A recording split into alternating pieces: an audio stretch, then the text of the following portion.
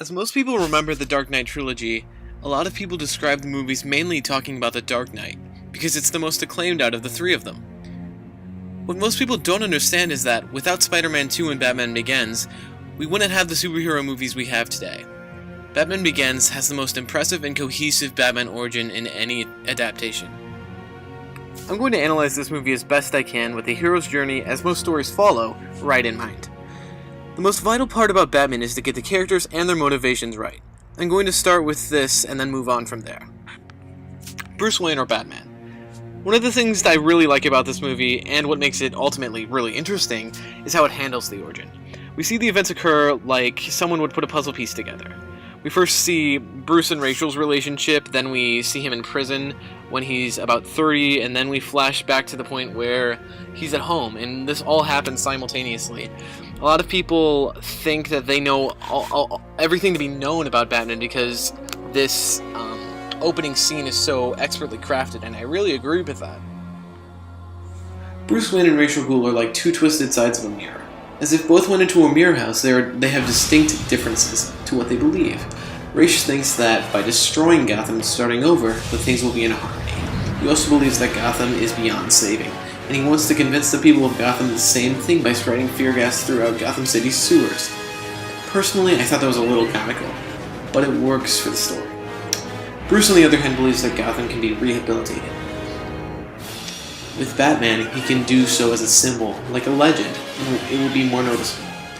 I really like the line Ra's says when he sees Batman in his costume. He says it was more theatrical than he expected. As we go through lots of the flashbacks, we get to see Bruce's pain. This is a man who's obsessed with the death of his parents, and he feels the only way to escape that coma is to protect Gotham. This is something I think Mask of the Phantasm, another one of Batman's origin stories, tells rather well. He can't have a steady relationship, but nor can Bruce in this movie. Rachel and Andrea both say that when Batman isn't needed, they can be together.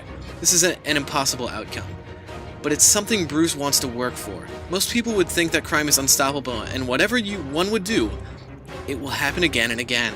Batman believes that he can stop all these bad things happening by fighting it. That's why he's such an inspiration to a lot of people.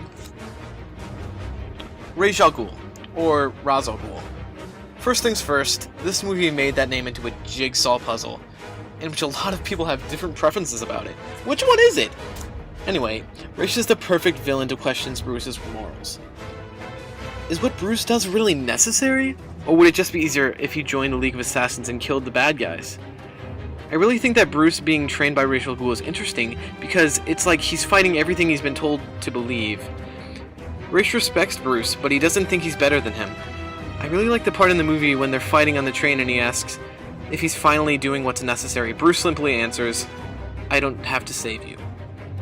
Ra's al Ghul's motives in this movie have often been criticized for being too much of a popcorn movie plot, but I respectfully disagree. I think it's a good way to incorporate Scarecrow into the plot, although he's taken out in a very odd way with a taser. We'll talk about that later. Altogether, Ra's is a perfect villain for the origin story. The problem with Batman Year One, most commonly known as Batman's definitive origin story, is that the Falcones don't really get into Batman's head like Ra's does. They are citizens of Gotham, but they just can't do that to threat Bruce. Rachel Dawes. Rachel is a strong lead, and I love this movie for making her like this. She's a district attorney and nobody wants to mess with her. She also understands the other side of the law, the crazy side, which she's exposed to mostly through her journeys through Arkham Asylum. She's confident and interesting, and her role gives Bruce dimension, just as Robin would, and that's why I find it unnecessary to have Robin in this series. Of course, he never really made an appearance, but it's just not needed. Rachel loves Bruce, but she understands she can't be with him because of his baggage. Bruce kind of understands that, even though he loves her too. And that just, they wouldn't work together. After the whole event with almost shooting Joe Chill, I think things may be a little awkward between both of them. The fact that Rachel leaves the relationship open gives Bruce yet another reason to fight the good fight, and I really like that. Scarecrow. The last thing I want to talk about is Scarecrow.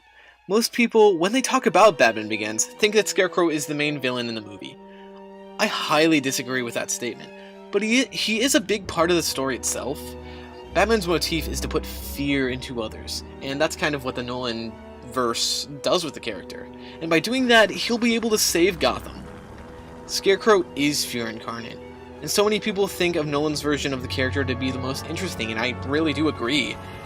It's so sad that the character didn't get the justice he deserved, and he could have been used, but he, like in The Dark Knight Rises, they had his little cameo and stuff like that, but he just wasn't used to his full potential.